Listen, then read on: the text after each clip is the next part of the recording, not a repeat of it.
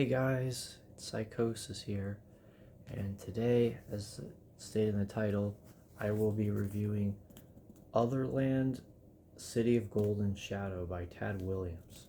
And it's kind of exciting because this is my first Tad Williams book. As I was trying to get into his Memory, Sorrow, and Foreign series, but they didn't have it at the Barnes & Noble near where I live, so I just picked this up instead.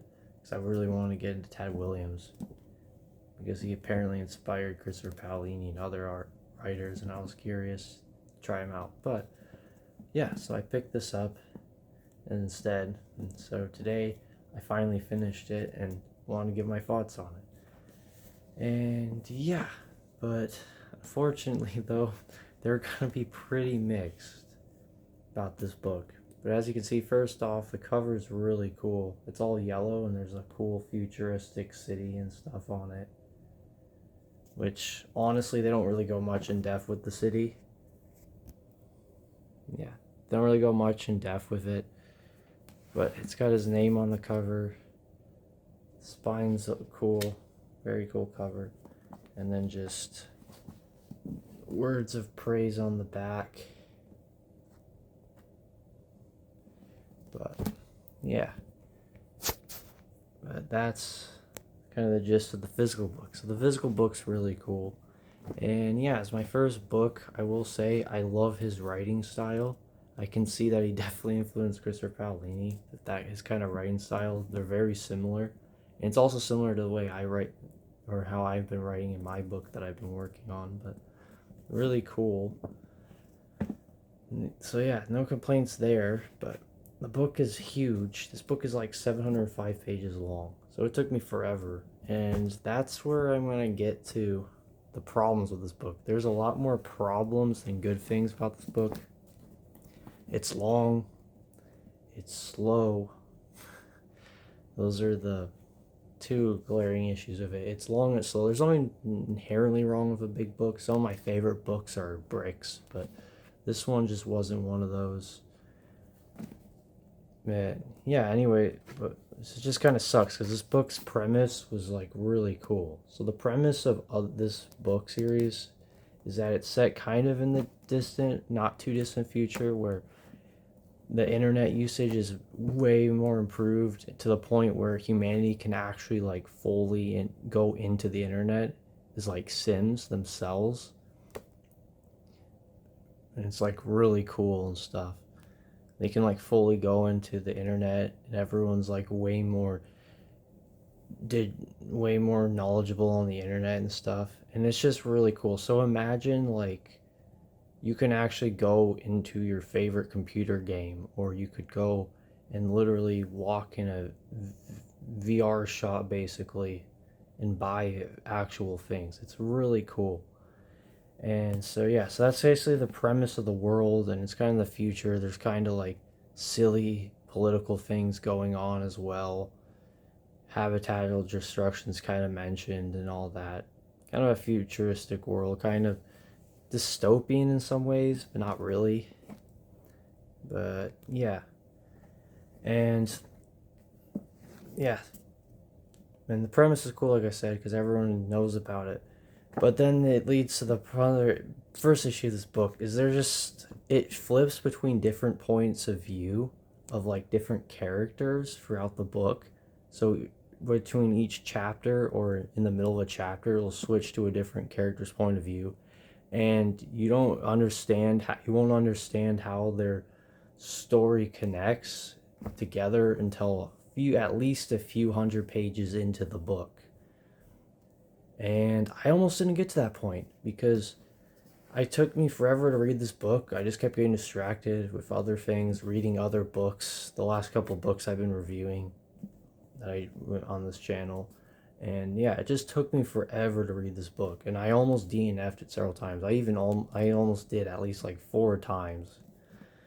But I just pushed through. Today I've read the last 98 or so pages I had left.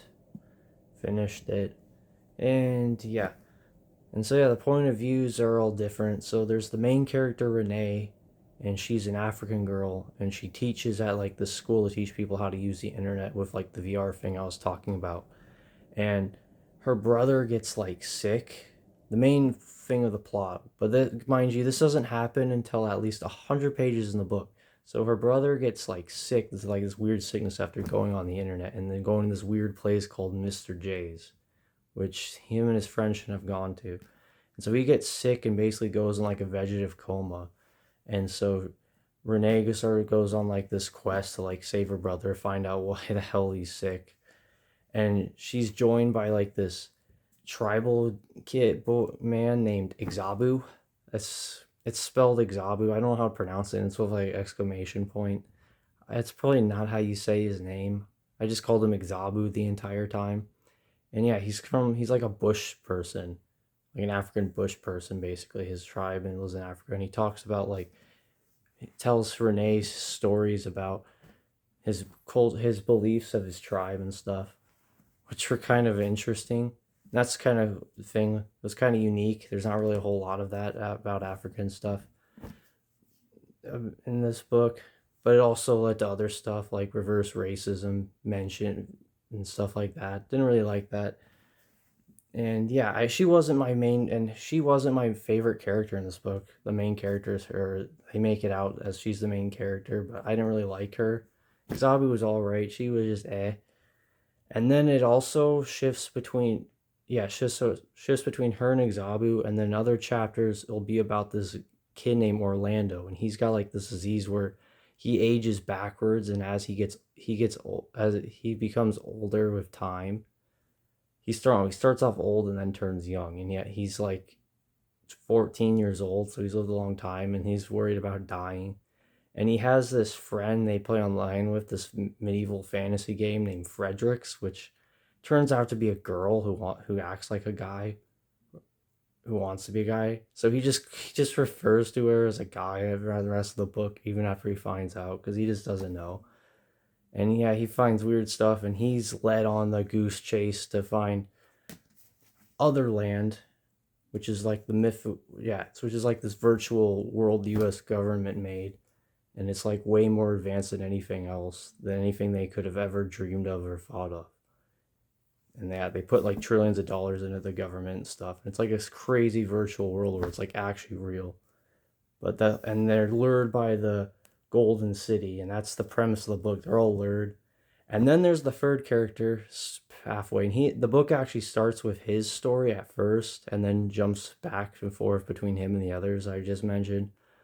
And his name is Paul Jonas, and he like falls in the virtual world, like the actual virtual world first, and he has no memory of who he is, and just is going in this weird wacky world and seeing all this fantasy stuff. And that's kind of his story was my favorite because of the fantasy bits, and just it's so out there. Some of the things is kind of cool. So I liked his story. So I kind of groaned a little bit when I had to shift to Renee or even Orlando at times. I'm like, just go back to Paul. He's the best character in this book. And yeah, so that's kind of the cons. It's just 700 pages long. And just this book just wasn't that thrilling to me. It just dragged on a lot of places. There was action, of course, but not really a lot. And yeah, I was just like, whatever.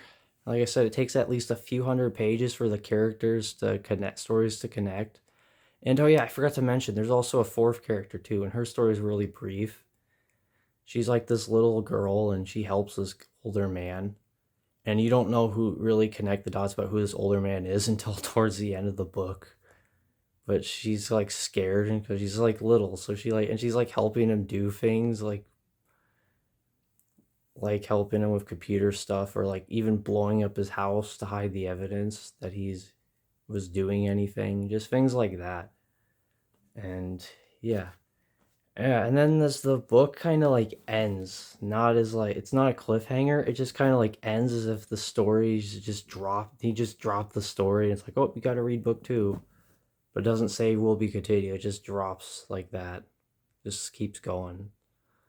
And yeah, well, so yeah, despite all the writing and this first time as a reader for this, I was kind of disappointed in this book. And yeah, all the comment on the stuff on the back is like complimenting this book. It just was not hitting for me. Like the premise is super cool, and the concept of like the Otherland and stuff leads to like stuff about government conspiracies, Illuminati type stuff. It's really kind of cool, but just the story just wasn't grabbing me very much, and the characters were okay. Like I said, there's some reverse racism I didn't like, especially coming from Renee's dad. He says a couple things, but yeah, at the same time, he was also pretty funny. So it was like, I don't really know. His character was like, you know what to think of his character because he was both good and bad, in my opinion. And then the story just doesn't have much action. It drags on. It just dragged on for me for a long time. And Paul was my favorite part because all his stories were fun. It had this fantasy elements of like weird, wacky world of being in the Otherland, the actual Otherland world the entire time, and he had no idea. He didn't even know who he was. He only knew was his name. So he's seen all this like wacky stuff, and he's going on this adventure with like this kid he meets named Golly, and just like 1 second he's on the trying to hitch a ride on a boat, and next thing you know he's in like on literally on Mars, and he's like flying airship, futuristic airship things and fighting these ape creatures. And it's like, well, that's cool. Why couldn't the rest of the book have things like that? Like, I would like this book way better. But maybe it's just me and my tastes in books. But I just wish they had more action and just didn't drag on as much. But the premise is cool. Them actually going in the internet in this world, and like, yes, and just being able to be in the internet itself, be connected fully. It's cool, but it's also scary, but it makes for a good story. But I don't know. Like, the story just wasn't great. Like, I was thinking about actually giving this like a 5 out of 10, but I'm actually going to give it a 6 out of 10 just for its premise alone. At least to raise it up to a 6 out of 10 because the premise of the story is really cool. But just the story just did not hook me very much. It took me forever to finish this book. Like I said, you've probably seen all my other reviews. I probably read at least 4 or 5 other books before I got done with this. And yeah, so that's my review of Otherland City of Golden Shadow. My final rating is going to be a 6 out of 10. Just was not my thing. It had a cool premise. It had a one character storyline I really liked. And oh yeah, and then he doesn't even meet the characters in this book either. His storyline is just how it goes on. But then the characters are told about him that like right at the very end of the book. So they probably will actually meet him in book 2. But yeah, 6 out of 10 just was not my thing. As a first impression of Tad Williams was kind of disappointing. He seems like a really good writer, and maybe it's just me, but this story just didn't hook me. And so I'm hoping Memory, Sorrow, and Thorn, the series that I've been wanting to read for a long time now, and took me forever to find those books, is actually like really good. Because I had a hell of a time trying to find the Memory, Sorrow, and Thorn books. It took me forever. But yeah. So anyways, that's my review, guys, of Memory, Sorrow, no, of Otherland City of Golden Shadow. I hope you all enjoyed it. And yeah, I'll make more reviews eventually. I love making reviews, and I will definitely have to read Memory, Sorrow, and Foreign and see how it fares compared to this. And maybe I'll read book 2 of this. I don't know. One day.